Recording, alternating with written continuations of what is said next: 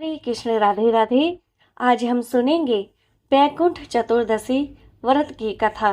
बैकुंठ चतुर्दशी का व्रत कार्तिक शुक्ल पक्ष की चतुर्दशी के दिन आने वाला एक महान व्रत है।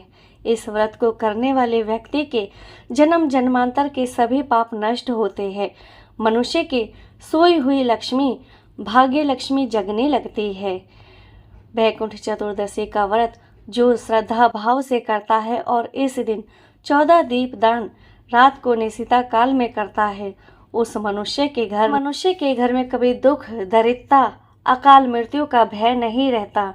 मनुष्य के जीवन के सभी उन्नति के मार्ग खुलने लगते हैं।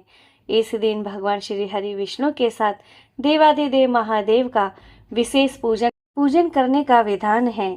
पूजन करने के बाद यह एक पौराणिक कथा है भगवान शिव और भगवान विष्णु की, जिसे हमें जरूर पढ़नी और सुननी चाहिए। आइए शुरू करते हैं।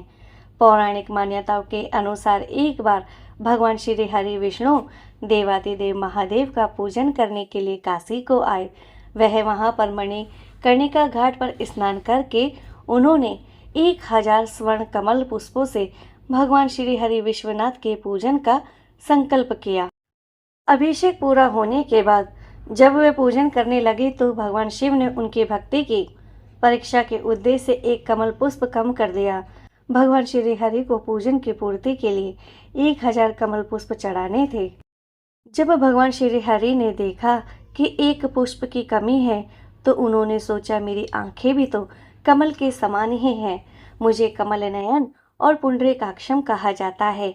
यह विचार कर भगवान श्री हरि विष्णु अपनी कमल समान आंख चढ़ाने को जैसे ही प्रस्तुत हुए, विष्णु जी के इस अगाध भक्ति से प्रसन्न होकर देवाधिदेव महादेव प्रकट होकर बोले, हे विष्णु, तुम्हारे समान इस संसार में मेरा कोई दूसरा भक्त हो ही नहीं सकता।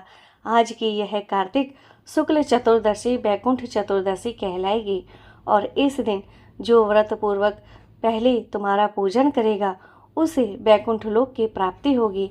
भगवान शिव ने इसी बैकुंठ चतुर्दशी को करोड़ों सूर्यों की कांति के समान वाला सुदर्शन चक्र भगवान श्री हरि विष्णु को उपहार रूप में प्रदान किया था। शिव जी तथा विष्णु जी कहते हैं, इस दिन स्वर्ग के द्वार खुले रहेंगे। मृत्यु लोक में रहने वाला कोई भी व्यक्ति इस व्रत को करता है, वह अपना स्थान बैकुंठ धाम में सुनिश्चित कर लेता है। तो मेरे प्यारे भक्तजनों, यह थी बैकुंठ चतुर्दशी की कथा। इस दिन 14 दीपदान रात को 12 बजे से सुबह 4 बजे के